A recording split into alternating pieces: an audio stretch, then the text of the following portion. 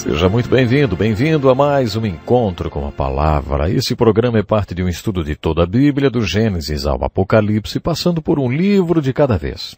No programa de hoje falaremos sobre um dos discursos mais importantes e famosos de Jesus. Ouça como Mateus descreve o cenário no qual Jesus disse esse discurso. Jesus foi por toda a Galiléia, ensinando nas sinagogas deles, pregando as boas novas do reino e curando todas as enfermidades e doenças entre o povo.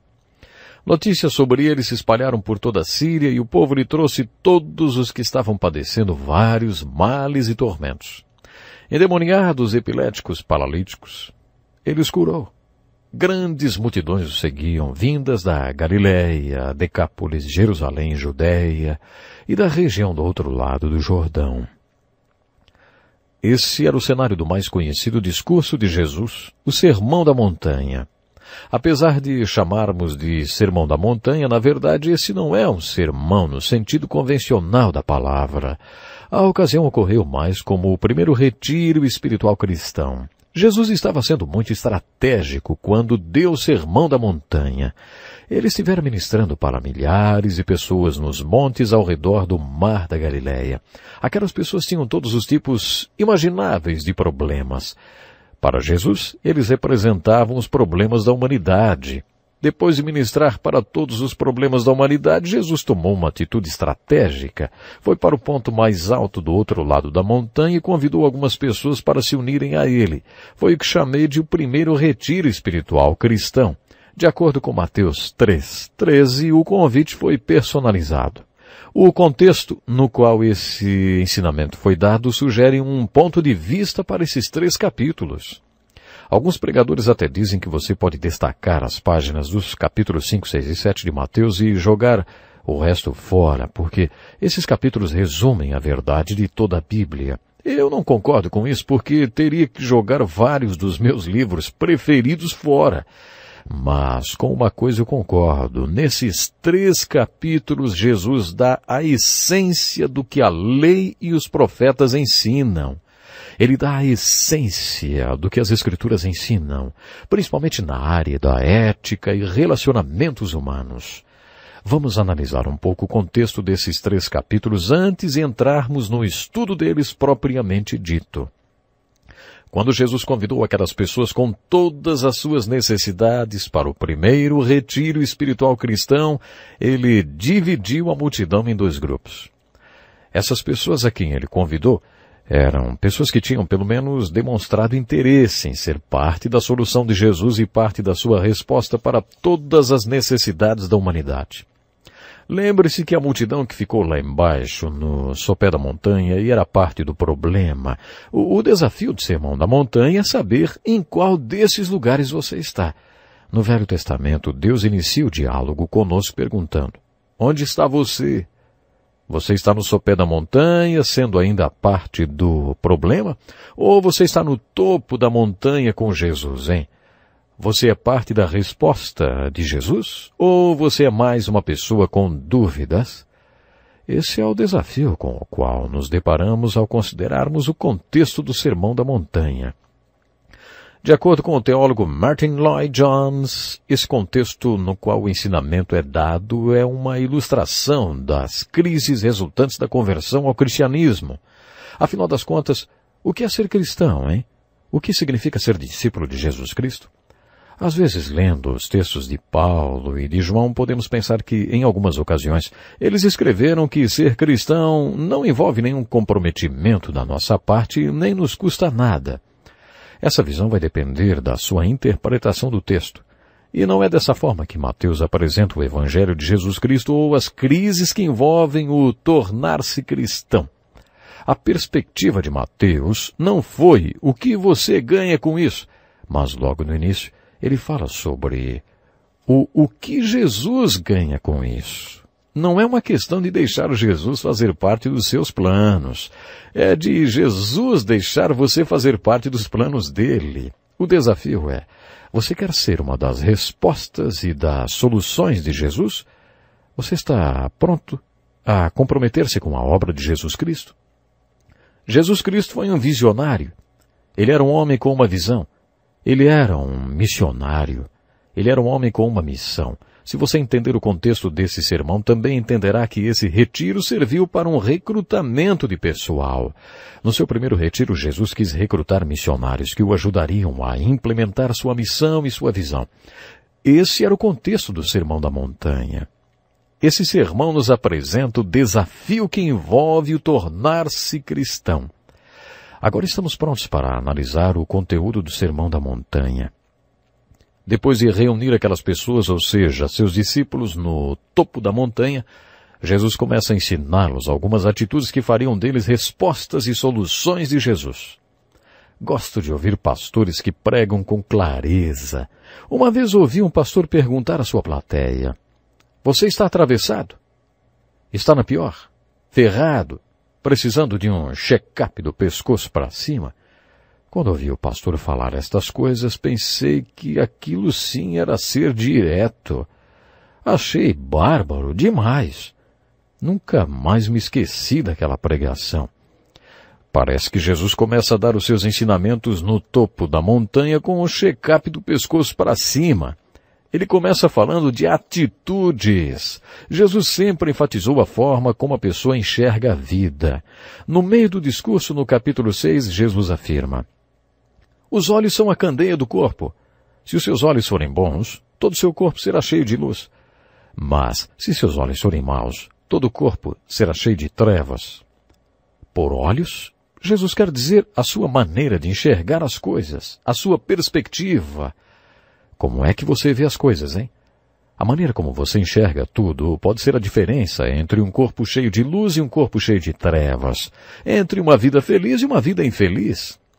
Por isso, Jesus inicia seus ensinamentos mostrando às pessoas como ser solução e resposta para todos os problemas que estão lá no sopé da montanha. Observe estas atitudes no início do Sermão da Montanha. "Bem-aventurados os pobres de espírito, pois deles é o reino dos céus. Bem-aventurados os que choram, pois serão consolados. Bem-aventurados os humildes, pois eles receberão a terra por herança. Bem-aventurados os que têm fome e sede de justiça, porque serão satisfeitos. Bem-aventurados os misericordiosos, pois obterão misericórdia. Bem-aventurados os puros de coração, pois verão a Deus. Bem-aventurados os pacificadores, pois serão chamados filhos de Deus. Bem-aventurados os perseguidos por causa da justiça, pois deles é o reino dos céus." Com essas bem-aventuranças, Jesus mostrou qual deve ser a visão de um discípulo e descreveu como deve ser o caráter de quem quer tornar-se cristão. Você é parte do problema ou da solução, hein? Você é parte da resposta ou mais uma dúvida? Onde está você? Você é um cristão? Com a apresentação dessas atitudes, Jesus está dizendo: aqui está o perfil de um homem e de uma mulher que é minha solução e resposta para todas as necessidades que estão lá no sopé da montanha. Podemos resumir todas as bem-aventuranças com apenas uma: bem-aventurados os pobres de espírito. O que isso significa, hein? A palavra bem-aventurados significa feliz ou próspero espiritualmente, ou estar num estado de graça. Em outras palavras, Deus planejou o homem para ser abençoado. Antes de Adão cair, ele era uma pessoa assim. Se você quer ser espiritualmente próspero e viver nesse estado de graça, e ser tudo aquilo que Deus planejou que o povo fosse, mesmo que chegue ao ponto de você ter a solução para os seus problemas e para os de outras pessoas, essa deve ser a sua primeira atitude. Bem-aventurados os pobres de espírito, pois deles é o reino dos céus. Essas são as pessoas que expressam a vontade de Deus na terra, nos céus, na dimensão celestial. O que significa ser pobre de espírito, hein? Ser pobre de espírito está relacionado com sua atitude em relação a você mesmo. Deixe-me repetir uma coisa. Todo ensinamento deve ser compreendido à luz dos problemas das pessoas do sopé da montanha. Olhe para baixo e veja todos aqueles problemas, todos aqueles problemas. Jesus está dizendo: você quer ser solução para todas as necessidades humanas? A primeira coisa que você precisa saber é: Você não consegue ser. Você não consegue ser a solução para todos aqueles problemas. Você não consegue ajudar toda aquela gente. Você mesmo jamais será a solução. Você e eu precisamos estar sujeitos ao Rei, o único que é a solução. Eu não consigo, mas Ele consegue. Vamos analisar o que aconteceu com Pedro. Desde o dia em que Pedro encontrou Jesus até o dia que ele negou a Jesus 3 vezes e foi chorar amargamente, Pedro aprendeu uma lição. Eu não sou ninguém. Ele se vangloriava e dizia: outros podem vir a negar ao Senhor, mas eu nunca te negarei. Pedro aprendeu que não era ninguém e chorou amargamente. Quando Jesus ressuscitou dos mortos, apareceu para Pedro. Jesus teve aquele encontro particular com Pedro porque queria lhe ensinar a lição número 2. Pedro, você é alguém. Lemos esse diálogo no último capítulo do Evangelho de João. Pedro, você me ama mais do que estes? Pedro respondeu sem se vangloriar de que seu amor era maior do que de todos os outros. Quando o Senhor lhe fez essa pergunta, usou a palavra grega para amor, ágape. Quando Pedro respondeu, Senhor, tu sabes que te amo, Pedro usou a palavra filéu, que significa, Senhor, meu amor por ti é amor de um amigo. Então o Senhor sustentou Pedro. Cuide dos meus cordeiros, eu quero alguém que alimente meus cordeiros. A segunda bem-aventurança é: bem-aventurados os que choram, pois serão consolados. Uma das coisas que Jesus poderia ter dito é: olhe lá para baixo, no sopé da montanha, está vendo toda aquela gente sofrida? O que faz você pensar que pode ser parte da solução e da resposta para aquelas pessoas, se você mesmo não sabe o que é sofrer, hein? Bem-aventurados os que choram. Bem-aventurados os que sofrem. Quando estávamos estudando o Velho Testamento, falamos sobre Jó, e eu incluí um estudo chamado 30 razões por que Deus permite que seu povo sofra. Nunca teremos como confortar ninguém se nunca sofrermos. Essa é uma das razões por que sofremos. Se você não sabe o que é se sentir ferido, como pode ter compaixão suficiente para consolar alguém, hein? A palavra compaixão é formada de 2 palavras. Paixão, que significa sentimento ou sentir, e que significa junto. Como você pode saber o que é sentir-se ferido se você nunca passou por isso? Isso é parte do que Jesus quis dizer quando falou bem-aventurados os que choram. Eu creio sinceramente que o fracasso seja a principal ferramenta de Deus para nos ensinar que somos pobres de espírito. É muito doloroso permanecer errando quando queremos ser parte da solução e da resposta. O fracasso ou o erro é muito doloroso e o medo de fracassar persegue muitas pessoas porque fracassar dói. Você chora e lamenta quando fracassa, mas isso pode ser uma maneira de Deus ensiná-lo o significado de ser pobre de espírito. A próxima atitude bem-aventurada é: bem-aventurados os humildes. Humilde é uma palavra até mal entendida, né? O conceito bíblico de humildade não é fraqueza. Quando buscamos a origem dessa palavra no grego e no hebraico, encontramos a figura de um cavalo selvagem muito forte. Esse cavalo selvagem não está domado. Ele nunca teve freios em sua boca, nem cabresto na cabeça e nem sela nos lombos. O que esse animal tem é uma força descontrolada. Ele é selvagem. Mas, quando você doma esse animal, ele se torna humilde. Ser humilde é estar domado. Humilde é disciplina. O que Jesus quer dizer por tomem sobre vocês o meu jugo e aprendam de mim, pois sou manso e humilde de coração, ele quis dizer que tudo o que ele faz é para agradar o Pai. Ele está dizendo que aceitou ser domado pelo Pai e sempre fará o que o Pai quer. A quarta bem-aventurança é: bem-aventurados os que têm fome e sede de justiça, pois serão satisfeitos. A terceira e a quarta bem-aventuranças deveriam ser vistas juntas, porque uma leva a outra. Quando Paulo de Tarso se encontrou na estrada de Damasco com o Cristo ressuscitado, ele não era humilde, não era manso. Ele perseguia a igreja e levava os cristãos para serem mortos. Então, ele se encontrou com Jesus e deixou-se ser guiado por ele. Quando Paulo se tornou manso, sua primeira pergunta foi: Senhor, o que o Senhor quer que eu faça? Paulo queria saber o que era certo. Ele tinha fome e sede de justiça. A promessa é: se você é humilde e manso e tiver fome e sede de justiça, Deus o satisfará. Na verdade, o grego sugere que Deus encherá você de tanta justiça que você pode até se engasgar. Que tipo de homem é esse, hein? Cheio de justiça? Ele é legalista? Ele é justo porque não faz isso nem aquilo e porque olha de cima para todo mundo que faz? Como é o homem que é cheio de justiça? A próxima bem-aventurança é: bem-aventurados os misericordiosos, pois obterão misericórdia.